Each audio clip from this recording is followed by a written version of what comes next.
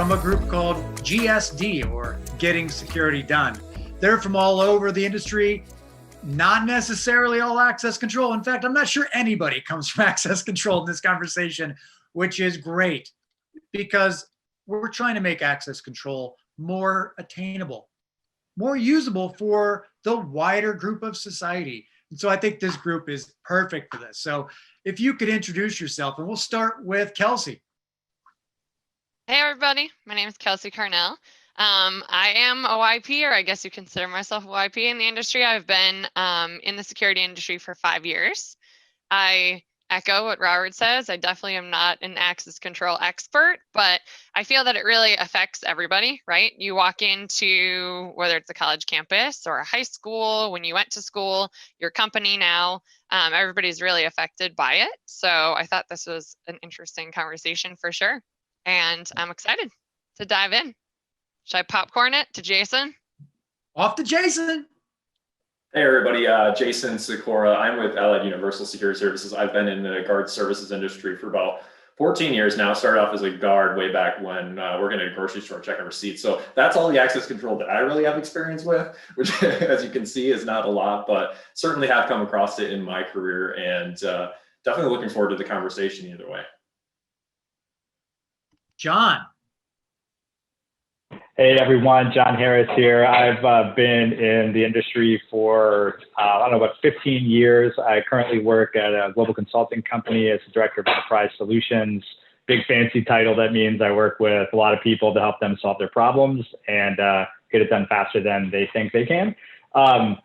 I used to work for an access control systems manufacturing company, so I have knowledge in the space, but I spent the majority of my career working for a large aerospace and defense company in their security organization, where I had to create programs and deploy and manage a lot of access control. So know it from both sides of the spectrum, and now I help companies deploy it today too. So wear a number of hats in that background. Joshua. Hi guys, so my name is Joshua Ladesma. I'm a security studies graduate student at Sam Houston State University, and we study literally anything and everything that could harm a person or a community or a country. My experience with access control is what Kelsey mentioned earlier. I saw it in high school, I saw it when I was working on my bachelor's in college, and I mean, I even see it now from the virtual classroom working on my master's, so that's all I can offer. So Perfect. What a great group. This is perfect because in the access control space, we are very insular and we talk in terminology that most people don't understand. We have complex ways of actually making this whole thing work, and having the insight of others will make us all better. And honestly, I'm pretty pumped about this group. So I'm going to ask 2 questions. The first questions are the top 3 things that you should consider when selecting an access control system today. Meaning, what things do you think as a user or somebody within the industry that you think people should consider when thinking about access control, features, whatever. And then the next thing was, what 3 technologies do you think people should consider when thinking about the future of access control? So related, but very different. So let's go back to that first question. What are the top 3 things you should consider feature-wise or just topic-wise when choosing an access control system today? And I'm going to start with Jason. Top 3 things. I think top on my list would be ease of use for all the users, because I think it needs to be accepted across the enterprise, across like the customer base, across the user base. They really need to kind of be willing to accept the fact to actually want to use it in the first place. Otherwise, they'll find a way around it and it becomes obsolete at that point too. I also think that fluidity really needs to be taken into account with the access control too, because again, it goes to the fact as humans, we want to take the path of least resistance, even when we know we want to be secure, and putting something in our way really impedes that process. And again, if it's not fluid, it's really going to put a stop sign in somebody's way and they're going to find a way around it, again, making the system obsolete.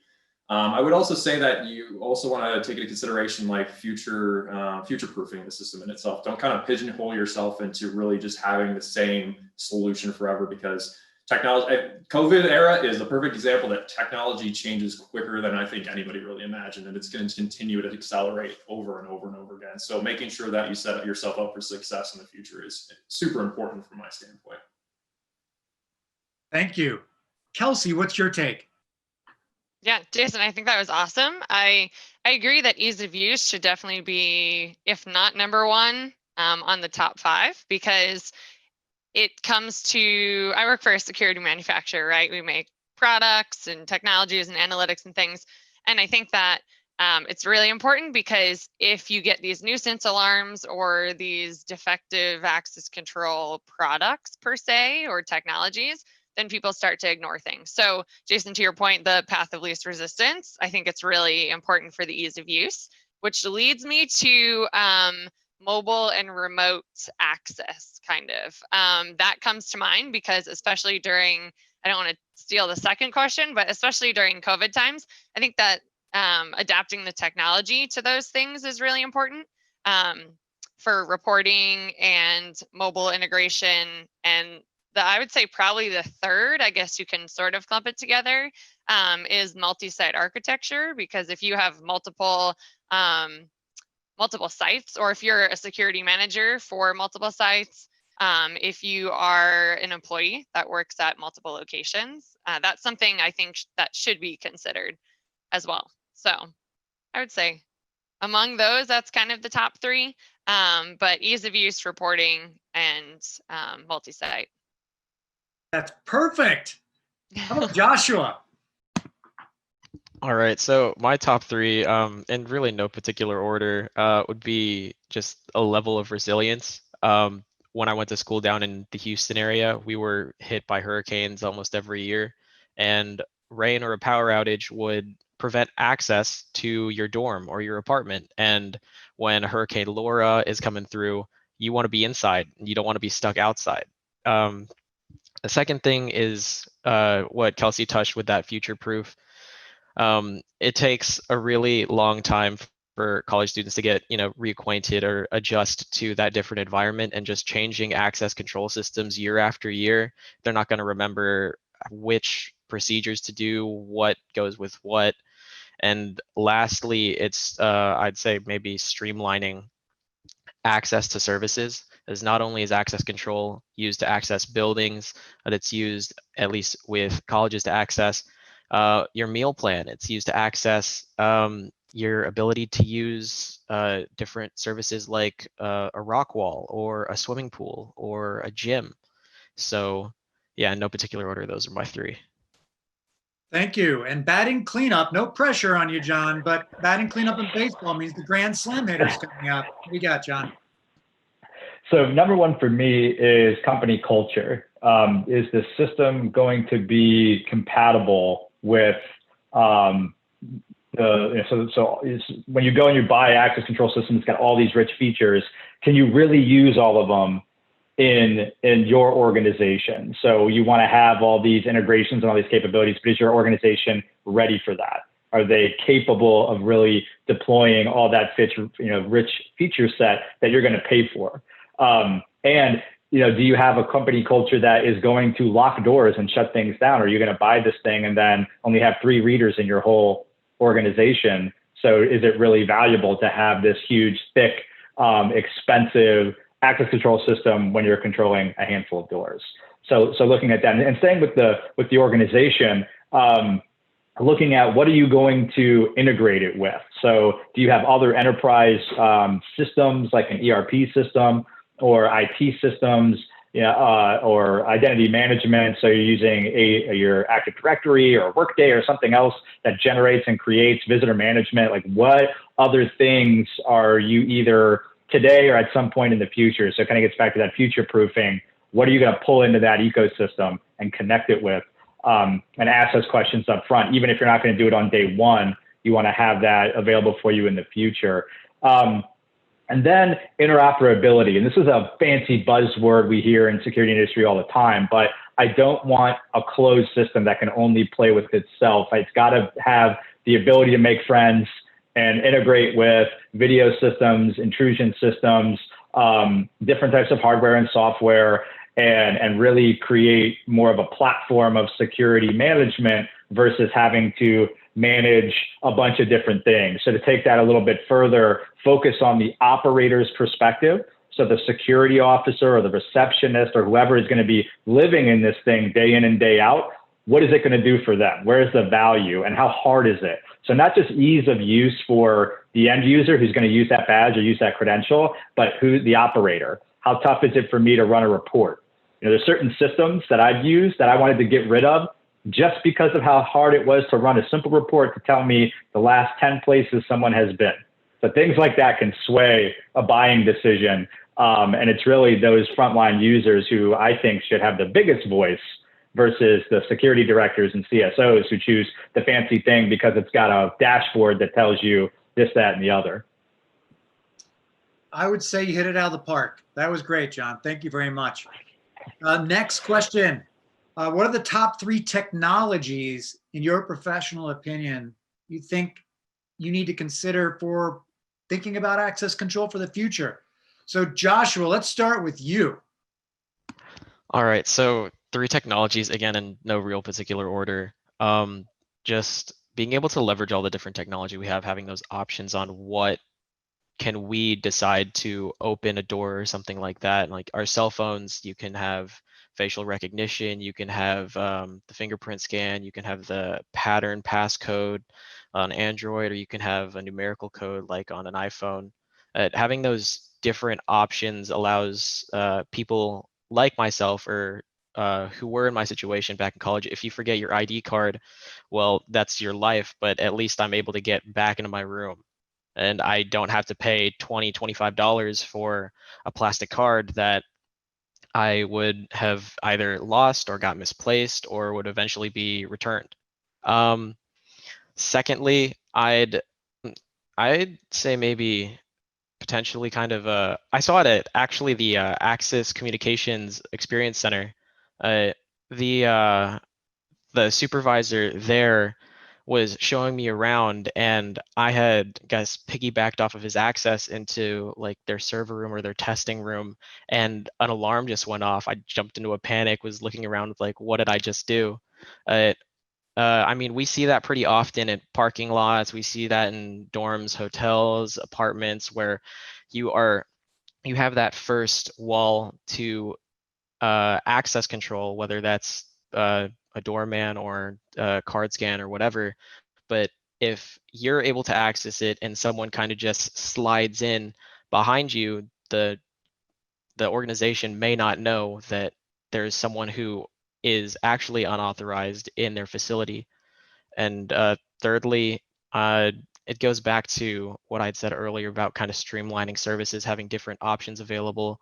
As if you lose your card, for example, if I lose my card, here, let me get it out real quick. If I lose this card, I can't eat. I can't access a gym. So having some sort of method to authenticate yourself aside from, a plastic card, it'd be great, not only for streamlining processes, but streamlining ability to access services that you are able to access with paying tuition. That is perfect. Thank you very much. Let's go back to Mr. Harris. Mr. Jon Harris, what do you think? So I think number one for me, and it kind of aligns with what Josh said, it's more flexible identity management offerings. And so not like basically, so I think about creating a zero trust access control environment. So zero trust is an IT terminology utilizing to say that people don't get in unless we're 100% sure they are who they are. So my vision is like badges disappear as a identity management thing, and that that I'm in the building because you're 100% sure that I should be there. Now that can be done through multiple different ways. So it's, first layer of defense is that license plate recognition at the entry point into the property. Second is facial recognition for identity management through the lobby, and then a secondary facial recognition through another point in the facility that has a higher level of control, IT rooms and things like that. And so really that, or through my phone too, right? So there's multi-factor capability. So really it's the flexibility of that identity management ecosystem above and beyond just a traditional card swipe in. Because we know, and I'm sure you know, Robert, that like there's so like the traditional access control technologies are very insecure, and so we use them and we don't even know just how bad they can be. And so propping them up and saying, well, if you're wearing a badge, that means I know you should be here, is I think a complete fallacy. And then I think getting rid of the in-between technology that sits in a server room and really focusing on edge devices that have the capability to perform functionality and then pump right to the cloud. So reimagining kind of that traditional access control ecosystem that goes from front-end hardware to controller to panel to then a database on premises, right? So like just like shifting that whole mindset. And I think that's coming quicker than the industry wants to embrace. And companies that rely on that exclusively for the entirety of their value prop are going to be devastated if they don't make some changes. And so I think that, those are two ones. And then to kind of piggyback to the first one, the infusion of biometrics into identity management. And having that more of just that it's not mission impossible like 007. It's like, hey, I just used my hand to get into buildings. I use my face. It's just, that doesn't necessarily change very often. So it shouldn't be, and it's yours and you have it all the time. So to Josh's point, like I'm not going to, unless something horrific happens to me, I'm not going to lose my face today. So if I need to go and use it to get into a gym, I probably can do that. That's great. I think I loved your first one, which was badges. And badges, we don't need no stinking badges. I mean, come on. All right, let's move to Jason. Sure, and I feel pretty good after going after Jon because he hit on a couple of the things that I was going to point out. You're making me feel like an expert over here, Jon. So thank you. But I think a lot of it just revolves around identity, in my opinion. Like technology really kind of focused on the identity aspect and really kind of it solves so many problems from a security integrity standpoint, because again, as Jon had said, you're really kind of focusing in on ensuring that that person is the person that they should be getting in. And there's nothing more true, that provides more integrity than that person themselves. And I think that added identity is huge just from the standpoint of using biometrics more often. I think that's should be a more adapted technology throughout security in general. And I understand the privacy argument to some degree. I would disagree with most of the privacy argument, but I do also think that biometrics are really just making things not only more secure, but more fluid, as I talked about before. It makes the entire process that much more easy to access. I hate more than anything turnstiles in a building and anywhere, because it's just another barrier. It makes you feel uncomfortable. In a world where technology is all around us, where you can walk into a store and they can tell you the last thing that you bought or the thing that you typically would buy, or you can automatically pick up your phone and Instacart is telling you that you should be ordering your groceries again. You walk into a building and you have a barrier that it can't tell that who you are. It can't tell where you're going. It can't tell, what areas you should have access to. So I really think that overall identity encompassing all those different things really should be the next technology. It really is embedded in all of access control platforms altogether. Thank you very much. Great feedback. Sure. And to bring us all home, we have Kelsey. I think awesome job, guys, because I agree with a lot of what was said for sure. I think that the really important part, and this might sound odd, but if you think about any place that has access control or any place that should have access control, think about it like if you were going to have people walk into your house, right? You want to, make sure that they're the person that they say they are, because they're not copying badges or things like that. So I echo a lot of what you guys said, because I think the privacy conversation definitely comes up, but you have one face, it's your face. You have one unique fingerprint. You have one, it's like a social security number kind of, right? That's like way intense, but you get the point, right? So I think that that's really important. And that leads to, I guess, my second point, which I think proactive deterrence in our world, but also this would be proactive access control. I don't really know what that looks like, but I think that proactive measures is kind of like the future. I think that with all the technology that we have, there's a lot that could be done. You see touchless things now, you see waving your hands, facial recognition, things like that. But I echo what Jon said about analytics, because that's where the proactive productivity, I guess, happens, where you still really, the access control can get a little wonky at that point, because you're using all these different things, and the more players you have, the more potential issues, right? But I think that that's where the future is going, because with everybody has their phone with them all the time, right? So Josh, your point with a badge, I lost my badge twice in college, right?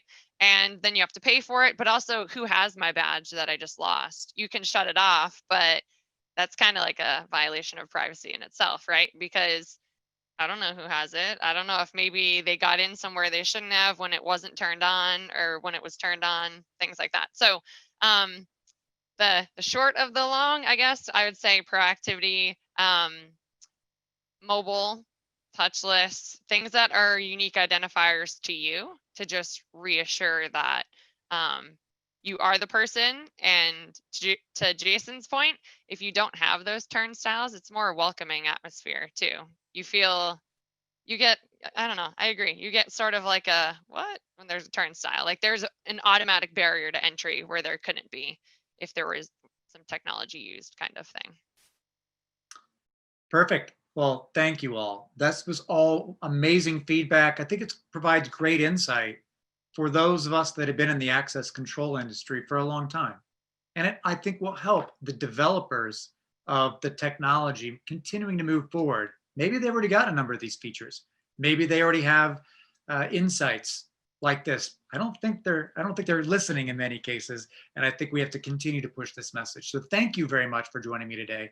I'm exceptionally glad to have my friends with GSD on today. Thank each of you for joining us. And from Inside Access Control, I'm Rob Lydic, your host. We'll talk to you next time.